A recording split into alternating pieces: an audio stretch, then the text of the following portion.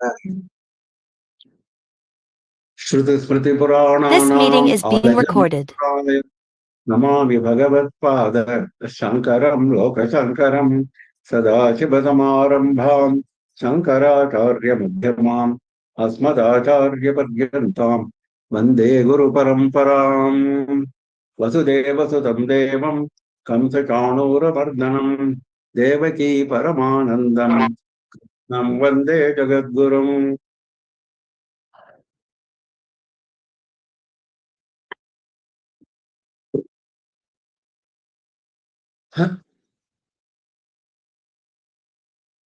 With the abundant blessings of our Acharya Swamiji, we are proceeding with our study of Srimad Bhagavad Gita with the Bhashyam of Adi Shankara Bhagavad-pada.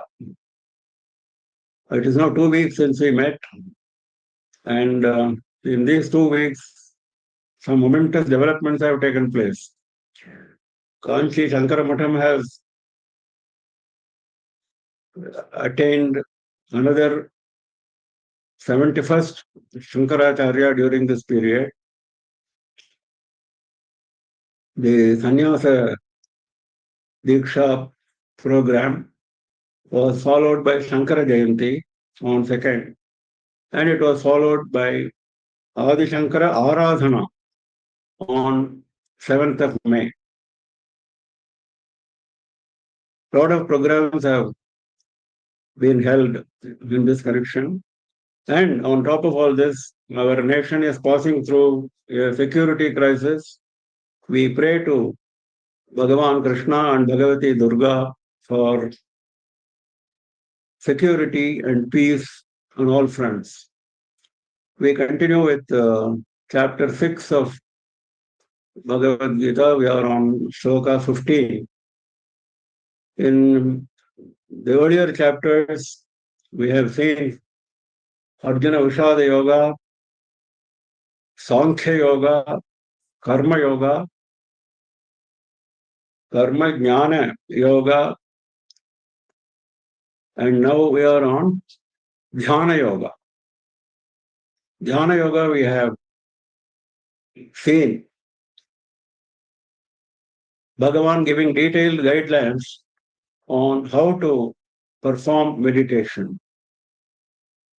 And he has emphasized the need for meditation for going up the spiritual ladder. Start with Karma Yoga, no deviation from that. You have to start with Karma Yoga. You cannot do meditation without Karma Yoga. It will be of no use. He has made it very clear. Start with Karma Yoga, but don't get attached to karmas. Of course, Karma Yoga means that now they're not getting attached to karmas. So, in the process of attaining purification of mind, meditation is extremely helpful. So, he said that start practicing meditation along with Karma Yoga. And as you proceed, a stage will be reached when the karmas will drop on their own and you will become a perfect meditator, perfect yogi. And that is the time when you will attain jnana. This is what he has told us so far. Now he is continuing with the same thought process and telling us that this is the process to be followed for attaining jnana. Now, you may dispense with meditation, you may continue to do Karma Yoga and still attain jnana, yes. But that is a difficult path. He is always suggesting easier alternatives wherever they are available. He has made it very clear on so many occasions. So his recommendation is you continue to do Karma Yoga with no attachment to the karma, with no attachment to the fruits of karma, with no attachment to the ownership of karma. 3 important aspects. And simultaneously start with meditation. Start in a small way. Shanai hi upanameti, he said. Slowly, gradually. Now he is saying, Janjannevam sadatmanam yogi rayatamanataha shantim nirvana paramam mat samstham adhigacchati. Evam yanjan, performing yoga in this manner, in the manner which I have described in the previous slokas. Yogi, the dhyana yogi, the man who is meditating. Niyatamanasah, having controlled his mind, having disciplined his mind. Sada atmanam niyatamanasah. That means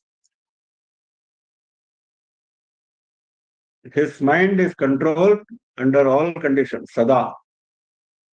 Atmanam shantim nirvana paramam matsamstham adhigacchati. Sada yogi niyatamanataha, having controlled his mind all the time, what he gets, adhigacchati, he attains. He attains what? He attains Atman. He attains Atma Jnana. Shantim, he attains peace. There is no more agitation of mind. There is no more craving for this and that. There is no more passion. There is none of this is, all of that is gone. So Shantim, perfect peace. Nirvana Paramam. And that peace has as its goal nirvana, moksha. The goal of shanti is moksha. So that's shanti, which will eventually get you to moksha, that you are attaining now. Matsamstham. Matsamstham, madadhinam. That means having full concentration in me. Matsamstham, having full concentration in me, in Paramatma. So he is telling us that the path of Dhyana Yoga leads you to moksha, leads you to peace, which leads you to moksha, provided you retain your concentration in Paramatma, provided you retain your control of the mind, and you continue on that path. This is what he is saying. And this shloka has been interpreted by scholars as leading to samadhi, which is again of two kinds. If you go through Patanjali's Yoga Sutras, he is talking about two kinds of samadhi, samprajnata samadhi and asamprajnata samadhi. In see, these are all various technicalities. We need not really bother ourselves with that. Since the scholar makes a mention of it, I am just making a passing mention of that. We need not go into details. Samadhi means losing the triputi, dhyana, dhyatru, dhyaya. We become dhyaya, we become atma. Only atma is left. The individuality is totally lost. That is the definition of samadhi. But even at that stage, there may be a trace of ahankara. Then that is called samprajnata samadhi. That means you know that you are in samadhi. Asamprajnata samadhi, you do not know that you are in samadhi. This is the difference. So, this particular shloka has been interpreted as leading one to the initial samprajnata samadhi. Asamprajnata samadhi is coming later, according to that interpretation. नात्यश्नतस्तु योगोऽस्ति न चैकान्तमनश्नतः न चाति स्वप्नशीलस्य जाग्रतो नैव चार्जुन. Now he is giving some simple guidelines which should be followed while on the path of meditation. Anybody who sits for meditation should follow these rules. He gave us what kind of seat to be chosen, what is the preparation for the seat, how to control the mind, all that he has told us. Now he is giving some more basic instructions in regard to the path of meditation. Na ati ashnatastu yogaha asti. Ati ashnataha is one who eats too much. Ashnam is food. Ati ashnataha, one who eats too much. For him, there is no yoga. There is no yoga for one who eats too much. You should control your eating. Now, what has eating to do with sitting for meditation? Yes, it has to do. That is why he is bringing it here. An ordinary man may not know this connection, and we may lose that important point. That is why Bhagavan, out of compassion, coming down to ordinary people's level, he is making all these remarks. Ekantam anashnataha. Okay, I will stop eating completely. Anashnataha, one who stops eating completely. Ekantam is totally not eating at all. For him also, na yoga asti. For him also, there is no yoga. That means you have to be moderate in your eating habits if you want to progress on the path of yoga. This has been commented upon in detail by Adi Shankara. Atmasammitam anna parimanam atitya ashnataha. What is atyashnataha? Everyone has got a certain requirement. That requirement, to that requirement only you should eat. Everyone, all requirements, all people is not the same. He is making it very clear. Adi Shankara, Atmasammitam anna parimanam. The quantity of food that you need, individual needs. Yaduhava Atmasammitam Annam, he is quoting from Shatapada Brahmana from Veda. Yaduhava Atmasammitam Annam Tat Avati. If you eat food suited to your requirement, that protects you. Tan na hinasti, that doesn't harm you. Yad bhuyo hinasti, if you eat too much, it harms you. Tat kaniyonnam na tat avati. If you eat less, it doesn't protect you. If you eat too much, it harms you. If you eat less, it doesn't protect you. Even Shatartha Brahmanam says this.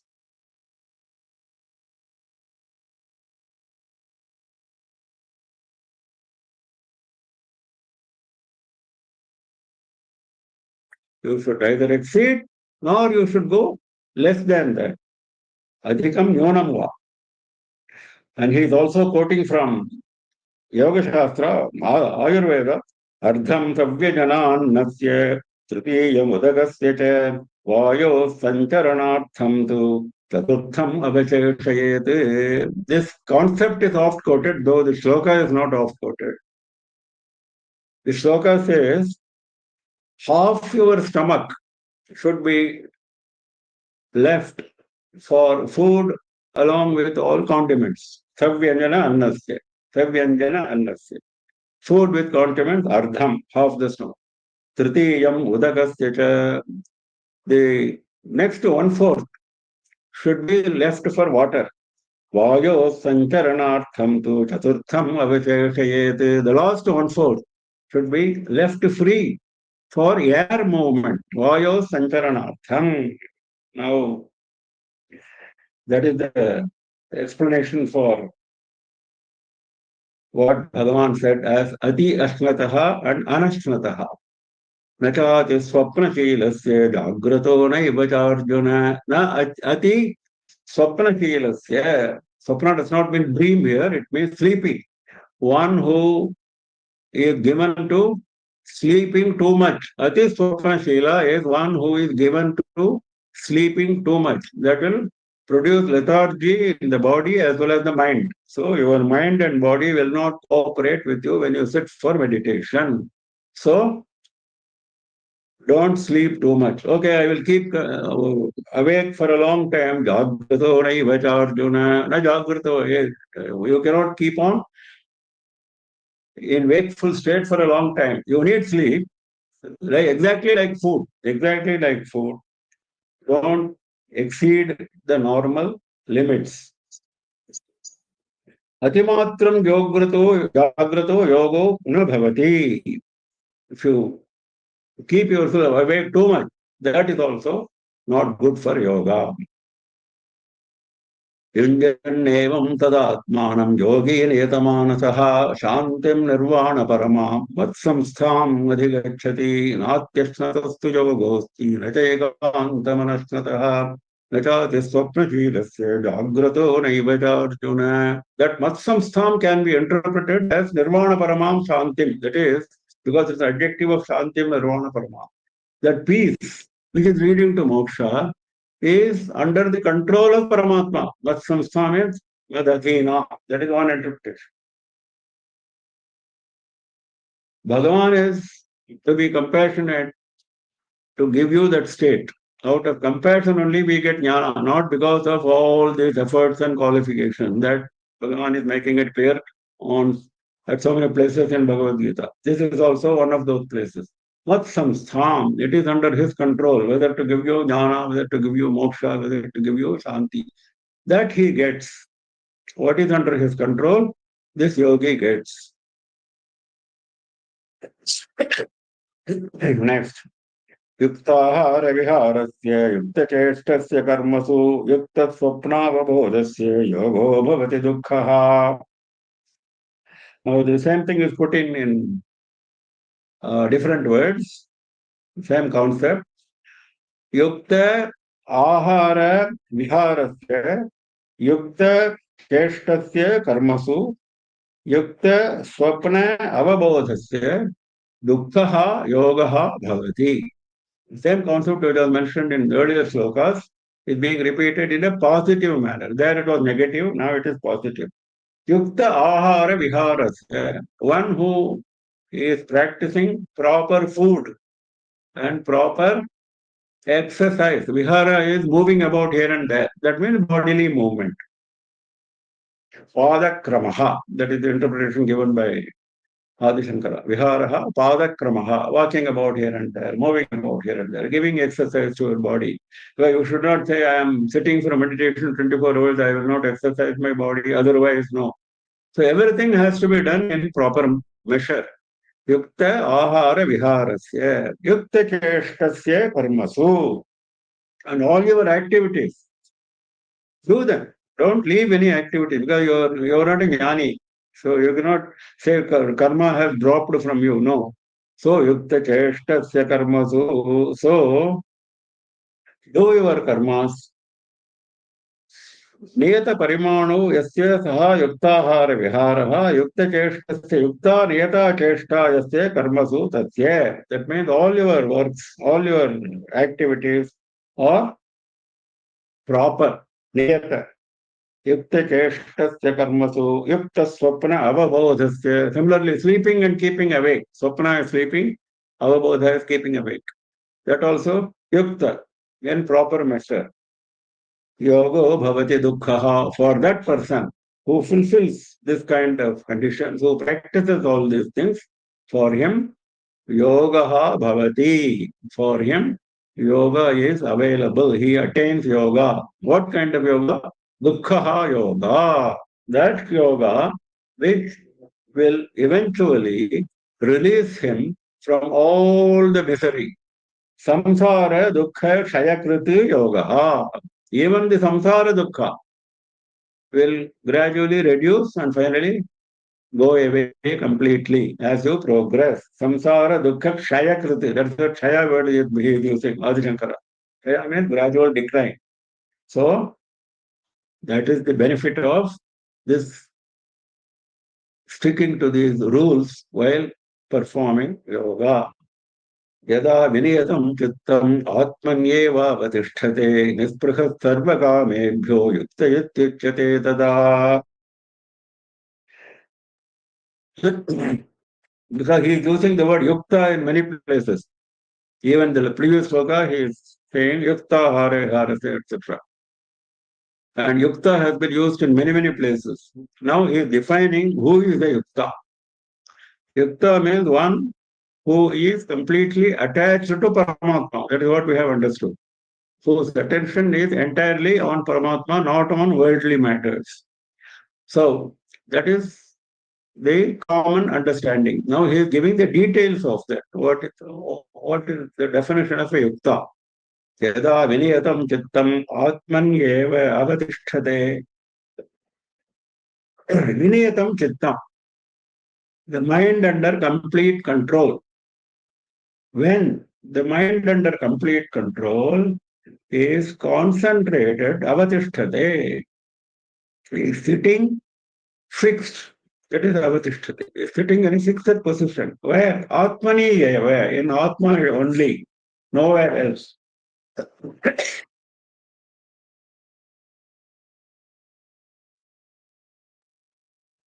When the mind is completely disciplined, under control, and is seated in a fixed manner only on Atma, Vispraha Sarvakamebhyaha. This point has to be brought out again and again because there will be subtle vasanas which may exercise your mind, which may agitate your mind. So you have to get them out. Sarvakamebhyaha Vispraha. All your desired objects, you should not have even the slightest craving. Spriha is craving. Slightest craving is absent even in all the sarva. There's no exception. Sarva kamebhyaha. Tada. In that condition, if you fulfill these conditions, yukta iti uchyate. He is known as yukta. So this is the definition of yukta. Nispraha sarva kamebhyaha is being interpreted by Shankara. Nirgata drishta drishta vishayebhyaha spruha trishna yasya. Spruha is trishna, desire, craving. Craving for what? Drishta drishta vishayebhyaha. What you see and what you have not seen. There are desires on objects which we have never seen, which we have never experienced, but we know about them. We know about the pleasures in Sargaloka. We know about. Have we seen? No. Have we experienced? No. So that is adrishta. Drishta, adrishta vishayebhyaha. So all those desires should be cut out. Viniyatam, he says, viniyatam, isn't it? Yada viniyatam chittam. Viniyatam, samyatam ekagratam apannam. Completely under control and completely focused on Paramatma. That is why it is called viniyatam. Viniyatam just does not mean only it is under control and it is blank. No, blankness is not what is desired. It should be focused thoroughly on Paramatma. Now, this is the definition of asampragnata samadhi. We saw sampragnata samadhi last time. Now, according to the scholar interpreter, this is the final state of the ultimate state of samadhi. For that, this is the sadhanam. Asampragnata samadhehe sadhanam. So, he is still not saying that you have reached that state. You are almost reached. That is what scholars opine. युक्ताहार विहारस्य युक्तचेष्टस्य कर्मसु युक्तस्वप्नावबोधस्य योगो भवति दुःखः यदा विनियतं चित्तम् आत्मन्येवावतिष्ठते विस्पृहः सर्वकामेभ्यो युक्तयत्युच्यते तदा यथा दीपो निवातस्थो नेङ्गतेथोपमा स्मृता योगिनो यतचित्तस्य युञ्जतो योगमात्मनः. Further emphasizing that point, when you are in samadhi state, what is your state of mind? He is giving an example for that. Yatha deepo nivatastho niyengate sopama smrita yogino yatachittasya yunjato yogam atmanaha. Yatachittasya yoginaha. That yogi who has completely controlled his mind, disciplined his mind, and he is practicing yoga, yogam yunjataha. He is practicing yoga, this dhyana yoga, he is practicing atmanaha for his own advancement. Atmanaha yogam yunjataha. He is practicing yoga for himself. And when he is doing that, I want to give an example, he said. Upama smrita. There is an example which can be given for his mental state. What is that? Yathadipo nivatastho dengate. A lamp which is under state of no air. Vatastha subject to air movement. Vata is air. Nivatastha not subject to air movement. That means no air around. Then that lamp will burn very steadily, isn't it? No movement at all. That flame will not have any movement. It burns steadily. Similarly, your mind will be steadily focused on Paramatma not having any movement. Movement of the mind is something which is abhorrent to a yogi. Patanjali frowns at this yoga, movement of the mind. Movement means agitation. Movement means distraction. Movement means not focused. So movement should know. That is what he is now emphasizing here. Na ingate, na chalati. Na ingate means na chalati, not moving. Just as the flame in the lamp does not undergo any movement when it is in a condition of no air, that is the example. Sa upama smrita. That is the only example I can think of. Bhagavan says this. That is the example for the state of mind of the disciplined state of mind of the yogi who is practicing yoga for his benefit.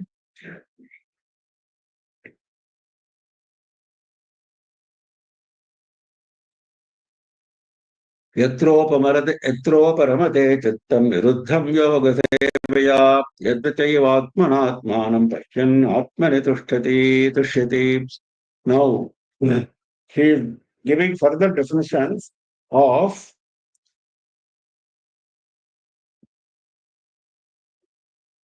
tam vidyati dukkha samyoga viyogam yoga samgitam in Shloka 23. Now, the Shloka 20, 21 and 22 are one continuous sentence.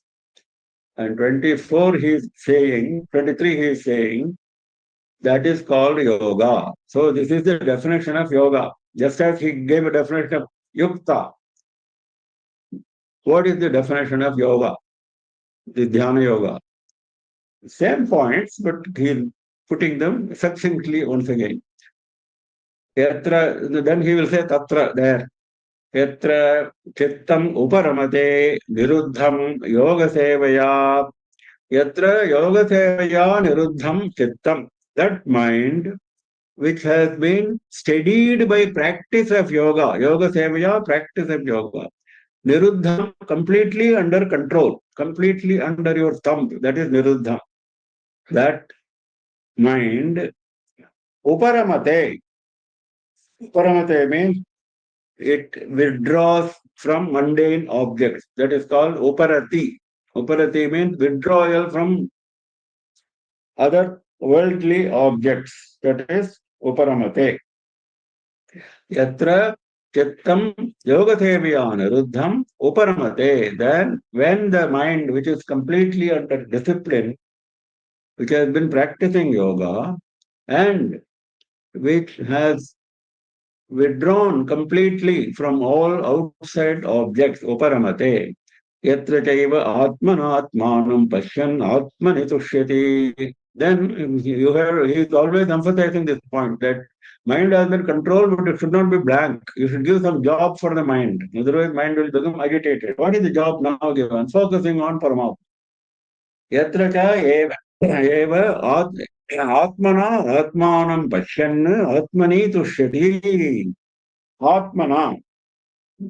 Interpretation is Samadhi parishuddhena antakaranena. Because you have been practicing this yoga, this samadhi, your mind has been completely purified. Parishuddhena antakaranena. Your mind, your antakarana is completely purified. With that mind, atmana, with that mind, atmanam pasyati. You have vision of Paramatma.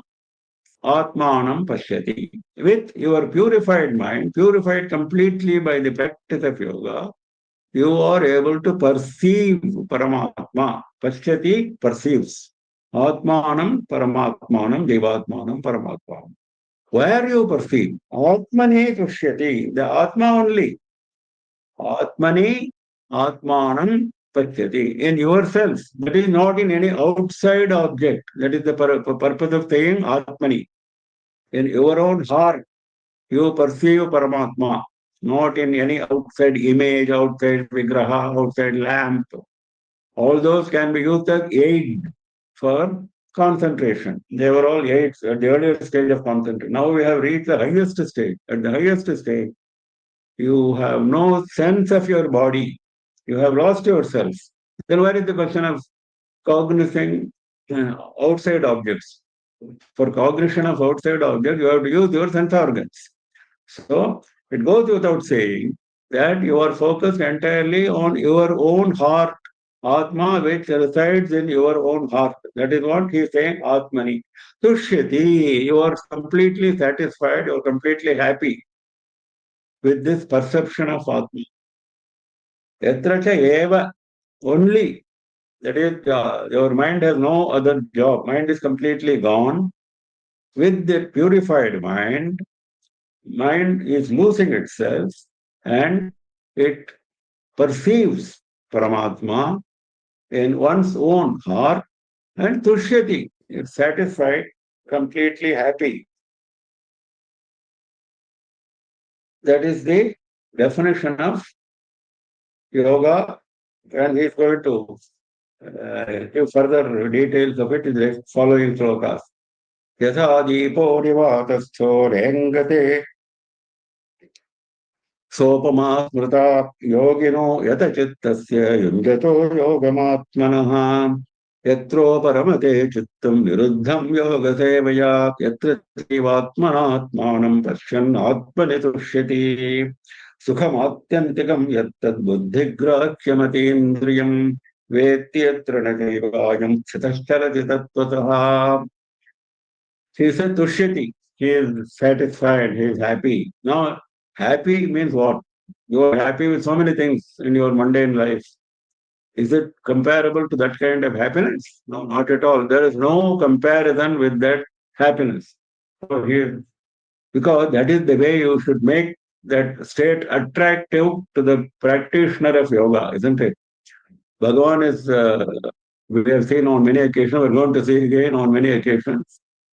He knows the mental psychology as an ordinary person. So you have to make things attractive. So if you say he is happy, well, I'm happy with so many other things. No, this is not like that. Sukham atyantikam yattat buddhigrahyam atindriyam atyantikam sukham. Endless pleasure. All other pleasures have got end. All other mundane pleasures begin and end. We have seen that. Dukkhayonaya evate. All pleasures end in dukkha, he said. So this is a pleasure, this is a happiness which has no end at all. It starts and it has no end. Sukham atyantikam yattat yat sukham, that happiness which is buddhigrahyam atindriyam. Atindriyam, it is beyond sense organs. All our pleasures are given to us by our sense organs. What you see gives you pleasure. What you taste gives you pleasure. What you hear gives you pleasure. What you touch gives you pleasure. Isn't it? These are the five sense organs which give us pleasure. Otherwise, there is no other pleasure. All our mental pleasures are connected with sense organs. If you are carefully unable to analyze your mental pleasures, they are also connected with sense organs. What you have seen earlier, you derive pleasure. What you have heard earlier, you derive pleasure. What you have tasted earlier, you derive pleasure. What you have touched earlier, you derive pleasure. So this is not like that. This has nothing to do with the pleasure given to you by sense organ. Atindriyam, beyond sense organs. Okay, how do I get it? Buddhi grahyam. Only intellect can seize this, grahyam, catching hold of. This kind of pleasure is grasped only by intellect. So, right at the beginning, we decided, while practicing Karma Yoga itself, we decided Buddhi has to be sharp. We have to be very careful. Never be deviant. Never get attracted towards anything else. Our focus is Pakka. That is Buddhi. So, that is what he is emphasizing. Buddhi Grahyam means because of your concentration which you have developed by your sharp intellect, then you have grasped this. Grasped what? This Sukham. Sukham is the subject. Buddhigrahyam, atindriyam, atyantikam, they are all adjectives for that Sukham, that pleasure, which is having no end, which is grasped by the intellect, which is beyond the senses. Vetti yatra daivayam stitaschalati tattvataha. I am this Sukham, this happiness. Vetti, one who understands. Veti means experience. One who knows actually. Here it means experiences. One who experiences this endless bliss. He becomes steadfast. Sthitaha. Sthitaha means he becomes steadfast. This bliss is continuous, and so he is steadfast there. Tattvataha na chalati. It does not move from its goal, from its object, which is the truth, which is Paramatma. Tattva means the truth, the reality, that is Paramatma. It never swerves, it never deviates from the goal. The goal is Paramatma. That is why he is saying, na chalati tattvataha. From the tattva, it does not move. And it is sthitaha. It is perfectly fixed there. That then he experiences this pleasure. Veti.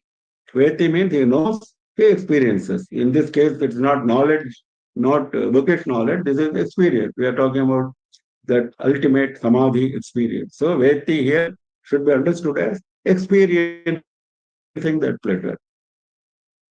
Yam labdha chaparam labham manyate nadhikam tataha yatman sito na dukkhena gurunapi vichalyate. He praises that sukham once again in very, very high terms. He says, Yam labdha, having attained that bliss, that happiness,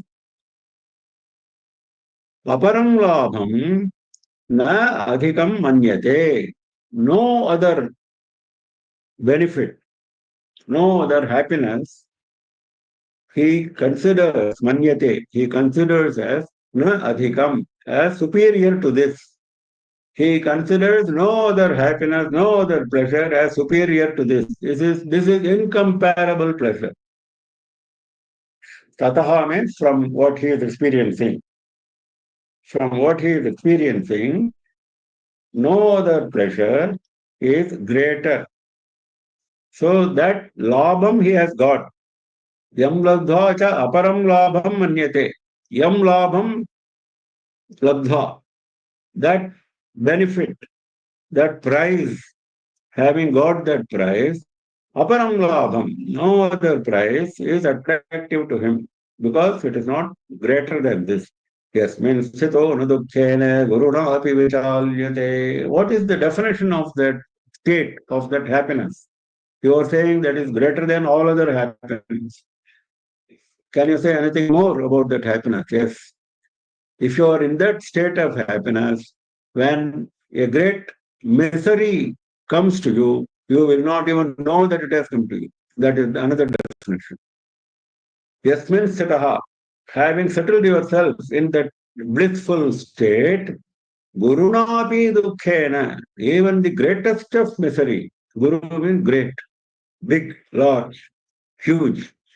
Even the huge misery will not make you move vichalyate, na vichalyate. It will not move you from that state. You will not be disturbed from that state of happiness, even by the greatest of misery. Now, greatest of misery, he is giving an example of Adi Shankara. He is saying, Shastranipadi lakshanena mahata dukkhena. That means Shastranipata is being subjected to weapon. You are sitting in this state of meditation, somebody hurls a weapon on you. Naturally, you will feel misery, isn't it? Can anyone say when somebody is hurting you with a weapon, you will not feel miserable? Nobody in normal common sense will agree to this. But here, yes, because you are in a complete state of mind, in that blissful state of mind, you are not disturbed even by the greatest misery. That is why he is giving this example of Shastra Nipatadi Lakshanena Mahata Dukkhena. When you are attacked by a weapon, that misery also will not disturb you. Now, you can recall the story of Sadachiva Brahmendra. In fact, there are many stories, many yogis from Upanishads, from our own history. Sadashiva Brahmendra was one of the greatest of yogis in recent times. That is why I remember him. A few 100 years ago, 300 years ago, he was with us. And his state of bliss and jnana was so high, he had completely no sense of body, like Ramana Maharshi in more recent times. Now, when an offender cut off both his hands for some perceived offense, I will not go into the story now, for some perceived offense, this man went and cut off both his hands. Both his hands were cut off. He was walking. In a barren place, he was walking, and both his hands he lost. And he was continuing to walk as if nothing has happened. So the person who offended became completely lost.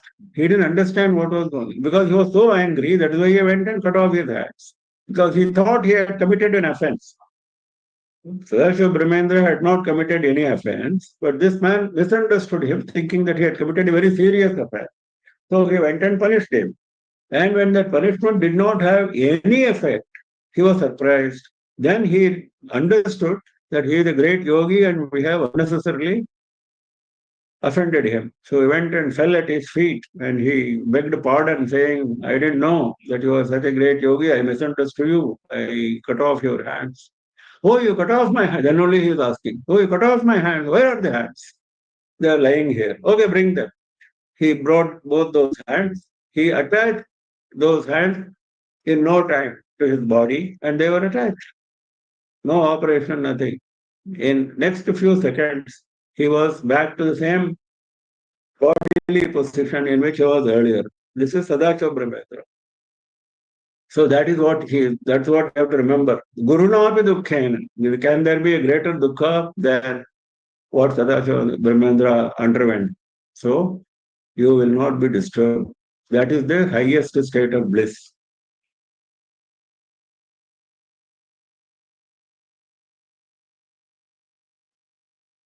Now this, I have brought this Niti Shatakam Dhyana Shloka in this context of the bliss. This is the Dhyana Shloka, the very first Dhyana Shloka of Niti Shatakam, Bhartrihari's Niti Shatakam. Beautiful, very beautiful. He is referring to this kind of state of Bhagavan. दिक्कालाद्यनवच्छिन्नानन्तचिन्मात्रमूर्तये स्वानुभूत्येकमानाय नमः शान्ताय तेजसे.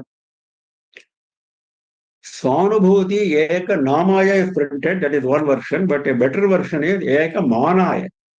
I will come to that. My prostrations to that state of peace, Shantaya, that state of brilliance, Namah Shantaya Tejase, that state of peace, that state of brilliance, I prostrate. Which state? Dikkala, the Anavachanna. Anavachanna means not separated, not divided by directions, not divided by time. Now, we know only division of time, we know division of direction. When you are looking at east, you cannot look at west. When you are talking about yesterday, you cannot talk about tomorrow, isn't it? We have divisions of time and divisions of place. Direction means place and time.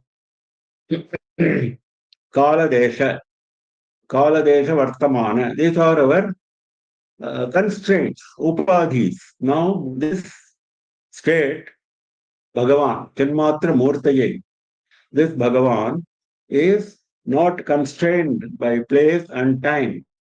Ananta Chinmatra Murtaye. What is his composition? What is he composed of? He is composed of only consciousness. Ananta, endless consciousness. Ananta Chinmatra Murtaye. Swanubhut Ekamanaya. Now, what is the measure of that Bhagavan? what is the measure of that Bhagavan? How do I measure him? There is only one measure. Mana is measure. Swanubhuti, only you go and experience it yourself. Any amount of reading, any amount of listening to lectures will not lead you into that. So what will lead you into that is Swa-anubhuti, your own self-experience. Swanubhuti eka mana. Yeah, that is the only measure of that state of Bhagavan. Eka namaya means that is the only name. That means if you want to give a name to that state of bliss, that the only name which is useful for us, there are other names like Shantaya, Tejase, they are all there. But what is useful to you, what is useful to us is Swanubhuti. You should aim at Swanubhuti. So Ekanamaya. Ekmanaye Namah Shantaya Tejase Dikkara Janavachinna Nantajanmatramurtaye Swanubhuti Ekanamaye Namah Shantaya Tejase. This is how Bhartrihari starts with his Smriti Shatakam. Sukham Atyantikam Yattad Buddhigrahyamati Indriyam Vetti Yatra Chaivaayam Stitachalati Tattvataha Yam Ladva Chaparam Labham Manyate Nadhikam Tataha Yasmin Sthito Na Dukkhena Gurnapi Vichalyate Tam Vidya Dukkha Samyoga Vyogam Yoga Sangitam Sanishchayena Yoktavyo Yogo Nirvidna Chetasa. Now he is saying what he is describing in the previous slokas. What was I describing? I was describing yoga, yoga sangitam. That is called yoga. That state is called yoga, which was described in the previous slokas, which was leading you to that great experience of unparalleled bliss. That is called yoga. Tam vidyat, know that state as yoga. Dukkha samyoga viyogam. Ultimately, he is once again emphasizing the state of bliss. What is that bliss? Dukkha samyoga viyogam. He does not say dukkha viyogam. Dukkha viyogam means being away from misery. Being away from misery is dukkha viyogam. He is not saying that. Dukkha samyoga viyogam. Being away from experience of misery. Because body will undergo misery. You cannot stop. Mind also will undergo misery. You cannot stop. When you are out of samadhi, when you are leading your normal life, you will undergo misery, bodily misery as well as mental misery, like we saw in the case of Sadashiva Brahmendra. Did he not undergo bodily misery? He underwent. It did not bother him. That is the second part. First part is the underwent. So the second part is dukkha samyoga viyogam, being not attached to that experience of misery, being detached from that experience of misery. Hare, how to get this? Anirvinna chetasa. You have to practice this. Anirvinna means nirveda rahitena. That is determination, absence of dejection. Anirvinna has got this meaning. Determination and absence of dejection. What is dejection here? Dejection is that you have not attained. When you have not attained your goal, you feel dejected, isn't it? That's common to all of us. So he is warning you that don't get dejected when you are on this path. Go on. I am with you. So anirvinna chetasa yogaha yoktavyaha. This yoga should be practiced with a determination and with no dejection, that kind of mind. Nishchayena yoktavyaha, with determination, with proper determination and with no dejection, you should practice this yoga. Anirvinnam nirveda rahitena, absence of dejection. So that is called yoga. Yoga has been defined. Dhyana yoga has been defined. Sankalpa prabhavan kaman tyaktva sarvan asheshatah manasevendriya gramam viniyamya samantataha. why he is coming back to the practicing of yoga? Because you are not going to be in that state always, isn't it? You are still holding your body. You have experienced all this. Whatever he mentioned in all these shlokas, you have experienced. But you will come down to normal level. You will start behaving like normal people. You will start eating. You will start drinking. You will start sleeping. You will starting to do your normal activities. But even then, just 1 minute, just 1 minute.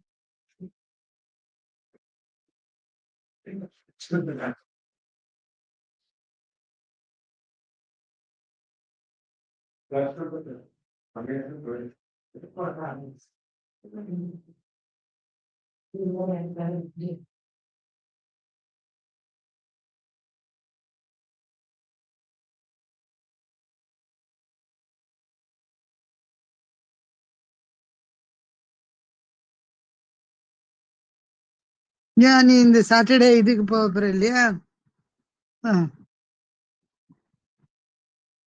Okay, you come home. வந்து தயிரும் இருக்கு, தயிர் சாதமும் இருக்கு.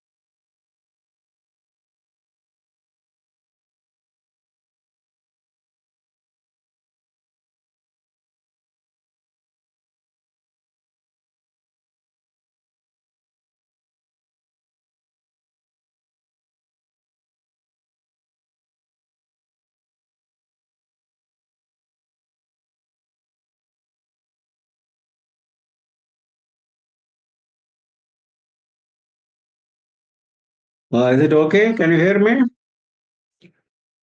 Yes, sir. Okay, right. Yes.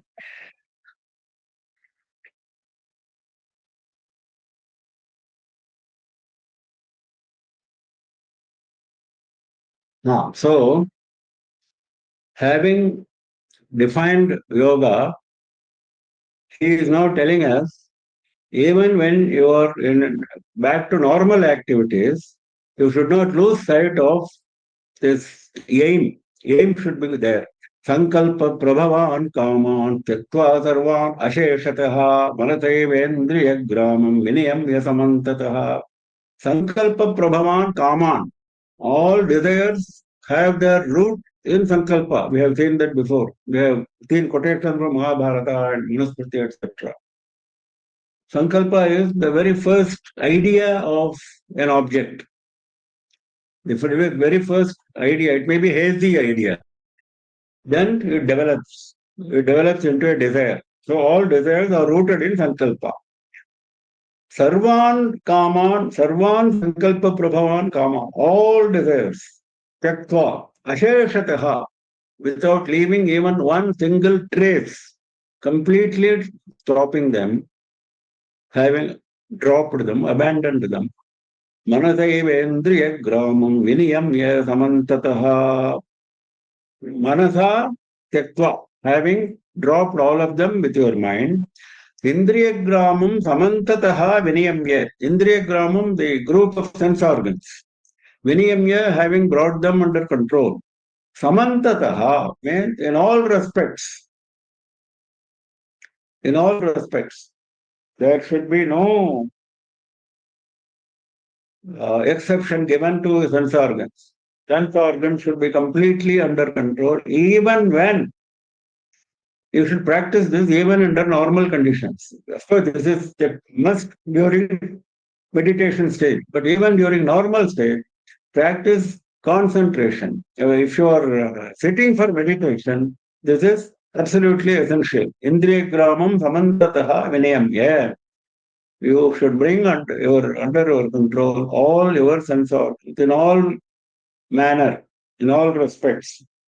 Now, Brahmananda Giri, in his explanation, he says, Samantataha, he is explaining as Samantataha yati anene devata darshanaderapi niyantavyata uchyate. Supposing some devata appears in front of you, there are stories in Upanishads and Puranas. Indra appears in front of those who are performing tapas. We have seen. Even Brahma appears, but this yogi does not get disturbed. That is what he said. Devata darshanaderaphi nayantavyata uchyate. Even when a devata appears in front of you, you don't get disturbed. You concentrate on your meditation. That is samantataha. So like that, you should practice your meditation. Now, how to practice meditation, he is continuing, but this is the guidance for being controlled even in normal conditions. Because if you allow unrestricted desire to develop in you, then you are not a karma yogi, isn't it? Karma yoga itself enjoins that you should not have any desire left, isn't it? So this is a definition of a karma yogi brought here in all its glory for glorification of Jnana Yoga.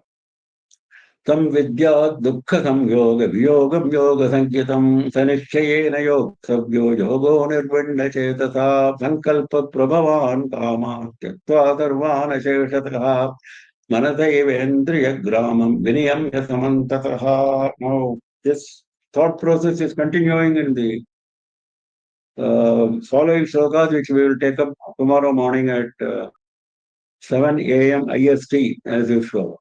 Any questions now?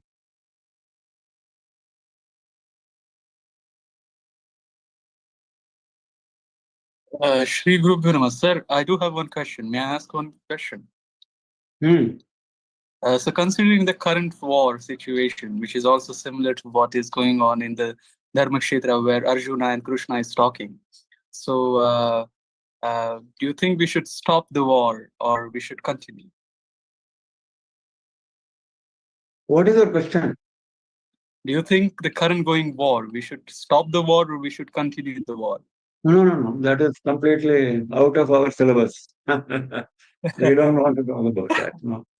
You can only pray. You can only pray for peace. That's what I said at the beginning. We will pray for peace. Whether war should continue or not is not a subject which we should be discussing. Any other questions?